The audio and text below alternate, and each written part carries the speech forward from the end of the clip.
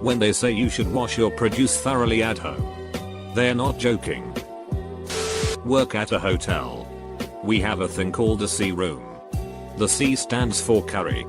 We are only allowed to put Indian guests into those rooms. Eater. We are a long-term stay hotel. There are kitchens in the rooms, so the guests are able to cook, which is why the curry scent is so strong to begin with. Your child may take his first step or say his first real word while at daycare, but we aren't going to tell you that. I would kind of prefer that. Makes it more special if I think I saw the first. I used to work for a popular clothing retail company. We were told we weren't supposed to hire people based on their looks. Yet we would get in trouble for hiring unattractive people. Abercrombie? They're not employees. They're models. That's how they get away with it. Sometimes surgeons Google how to do things while they're already in surgery. You're welcome. Well, I guess I prefer that over them just winging it. When your kid says the teacher hates me, parents generally don't believe it. My wife works in education and says she regularly sees teachers that have dislikes of specific kids and treat them like crap. My parents believe me. I was excellent in English, but the teacher seriously hated me. It reflected in my grade even though I knew the work. They just didn't care, lol. My parents didn't believe me cause I was a lazy kid that didn't do all of my homework in all of my classes. But my AP English literature teacher was a misandrist and a crazy old bat, and I am a white boy. So she would be very sexist if you didn't do your homework. So I did all my homework for that class out of self-defense. And I got A's 2 quarters in a row in that class. Third quarter, I disagreed with her thoughts on Lord of the Flies and got an F. And then got an A again fourth quarter. I know your pain. I work in the waste hauling industry. At our recycling collection sorting facilities. The recyclables are sorted by hand on a conveyor belt. If they're in a plastic bag, they get thrown out. Too dangerous to have guys try to open plastic bags with who knows what in there. If there's some pasta sauce still in that glass bottle, thrown out. A little bit of grease on the pizza box, thrown out. The vast amount of recycled stuff gets thrown out. The key is to make sure everything you recycle is completely clean and isn't in the plastic bag.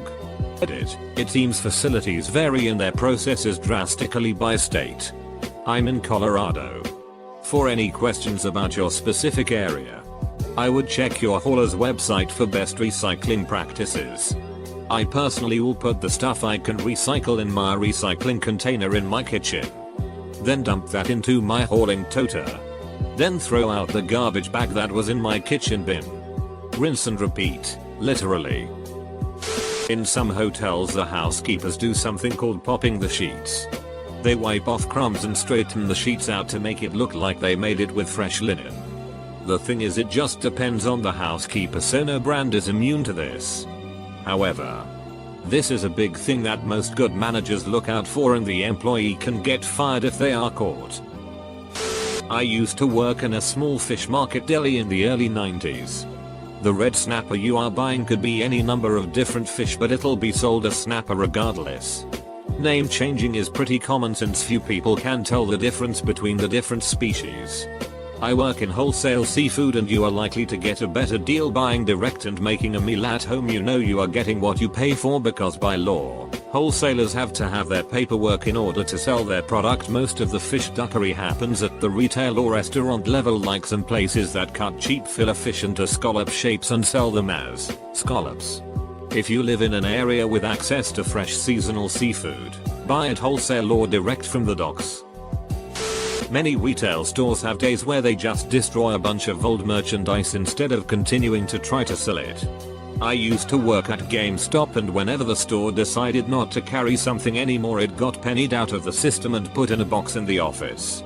Every couple months our district manager would come through and get a pair of scissors. He snapped game discs in half, cut the cords off controllers, cut holes in shirts, and then threw everything in the dumpster out back. 8 and uses deception as a core business practice. When I was employed there, If we didn't bring out 2+1 items, our manager would come over and do it for us. Even if you were adamant about not needing the items. If the 2-year activation fee concerned you, we didn't mention it. Think you can get 4 lines for $160? Nope. You have to buy the phones on top of that price. So $160 turns into $230. Plus insurance at $10 a line. So $270. Plus taxes. But if fate had said 4 lines for $300, you wouldn't come in their store. I quit when my manager tried to get me to sell a shitty LG tablet and an iPhone to a woman with crippling arthritis. I never felt better about leaving a job. We're not technical geniuses. We just Google the problem and read you the steps over the phone. If you can wrap your head around Googling and following steps, please do not call the help desk. Most of the time, radio stations do not actually take requests unless it's an actual request program. The log playlist is already set for the entire day. And the entire weekend as well. Even though it may be a well-done comment. I worked at David's Bridal and I had a lady try on 2 dresses. A $900 dress that made her look like a fat bumpkin. And a $550 dress that looked beautiful. This is somebody's wedding day we're talking about. That's just bad business. Aside from being unkind. Everyone who oohs and ahs over the dress will ask her where she got it. Same if the dress looks unattractive. Sustained long-term business is much more valuable than one small short-term score. Overall, the corporate management gives zero ducks about the union workers of UPS. We had a driver that used to ride his bike to work every day, and one morning a guy fell asleep at the wheel and crashed into him, causing all kinds of life-threatening injuries. Collapsed lungs. Broken bones. Possible lifelong paralysis. Weeks-long coma. Etc. The district manager, during a meeting about a week after this happened, is passing around a get well soon card. We all sign it and pass it around until it gets back to her. She looks up and says, "I should really just be writing, we hope you don't get well soon, but it'd be great if you just died soon considering the headache this whole thing has caused the company." A few snickers from other managers followed, but it was obvious she was not joking. No. The slot machines don't pay out big after someone's been losing at one for a long time. Pray to our NGSs for the big win. I don't know if this counts, but the markup on HDMI cables is ridiculous. I worked at Best Buy for 2 years and the employee discount is 5% above cost. So every now and then, I'd see what something would cost me if I saw how expensive it was. I once saw an HDMI cable that was like $250 and it would have cost me $11. An HDMI cable for $250? What on earth are they claiming that a $250 cable can do that a $10 cable can't? It has the highest quality pixels. I work in D1 athletics. Some, but not all, football and basketball players are told by the athletic department which majors they can and can't take. A lot don't even choose a major, but are given one. It all has to do with the NCAA academic requirements, which are built around keeping a player eligible and have them progressing towards a degree. There are no checks for quality of the degree program they take. As a result, underpaid and overworked academic advisors who risk getting fired if a star athlete doesn't do well in a harder major take advantage of the system to keep their jobs. I don't know if I'm late to the replies, but I worked for a company who dealt with breast cancer awareness. Without going into full detail, I can tell you that I personally raised over $20,000 in 2 months that I know went to pay someone's salary rather than research. Don't waste money on an expensive coffin. The one with the air pulled out. All that fancy stuff. As soon as the soil hits them, they almost always pop. Freight train conductor. We have to blow the horn at every street crossing. So no. When we're coming through your neighborhood at 3 AM laying on the horn, we aren't doing it to be big digs. Also, we have speed limits too. So when we're moving really slow through town holding up traffic, we aren't doing that to be big digs either. Investment advisor here. Most financial advisors out there are only after commissions. Half don't know what they are doing. Find a fee-only fiduciary advisor with significant education. This is your life savings after all. Third-party booking agencies like Expedia and Booking.com intentionally hide information and mislead people. And there's not a whole lot the hotel can do about it.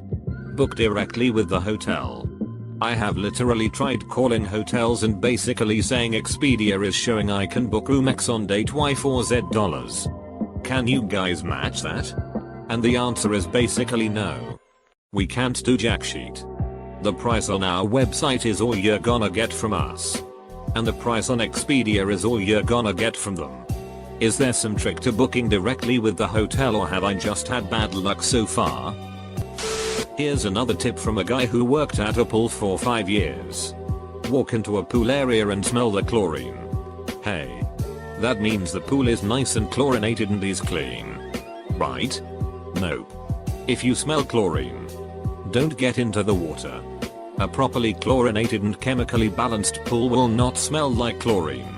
If you smell the chlorine, it's either because the pool has been chlorinated to a frightening and dangerous level, or because the chloramines are getting out of control. Basically, what you're smelling is not the chlorine, but the chloramines, and those are bad. Those are what irritates your skin and eyes and causes other problems. Our facility had a room that had 2 swimming pools with 1.5 million gallons of water between them, and it rarely smelled like chlorine despite being properly chlorinated because we had a UV system that kept the chloramines in check. Smell chlorine? Stay out. After I said that, you may have just thought to yourself that most pools that you've been to smell like chlorine. Yeah? It's because most pools do not have their chemicals well maintained and are absolutely filthy, as I mentioned in this thread earlier. Teachers don't actually know everything about their content. Once had a girl who was in love with Elizabeth I and all the queens during the age of absolutism. She had read biographies and documentaries and anything else she could find.